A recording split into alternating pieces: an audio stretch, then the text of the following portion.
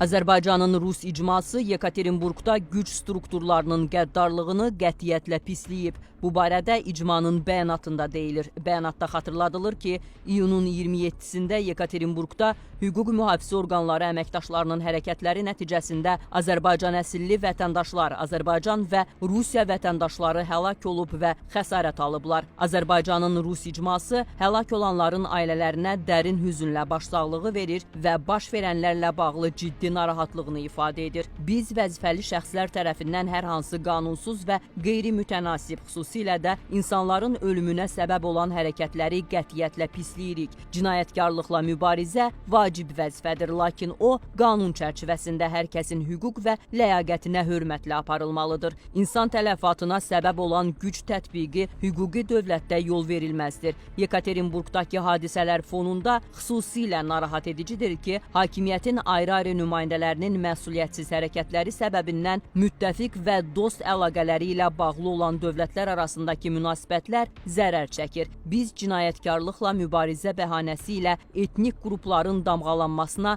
qəti şəkildə qarşıyıq. Anlayışların dəyişdirilməsi və etnik cinayətkarlıq terminindən istifadə bərabərlik və millətlərarası etimadın əsaslarını sarsıdan təhlükəli presedentdir. Azərbaycanda insanlara qarşı belə qəddar davranış təsəvvür edilməzdir. Burada dövlətdən tutmuş cəmiyyətə qədər bütün səviyyələrdə Rus mədəniyyətinə və dilinə hörmətlə yanaşılır. Rus məktəbləri, teatrları, mədəniyyət mərkəzləri fəaliyyət göstərir. Rus dilli vətəndaşlar özlərini cəmiyyətin tam hüquqlu üzvü hiss edirlər. Son ayların hadisələri getdikcə daha narahat edici tendensiya formalaşdırır. Əvvəllər bizi Qazaxıstanın Aktau şəhərində Bakıdan Qroznyaya uçan Azərbaycan Hava Yolları aviaşirkətinin Embraer 190 sərnişin təyyarəsinin qəzaya uğraması faciəsi sarsıtmışdı. O zaman həm də Azərbaycan vətəndaşları həlak olmuş və xəsarət almışdılar. İndiyədək Rusiyanın rəsmi strukturlarından nə üzrxahlıq, nə də aydın izahat gəlib. Belə susqunluq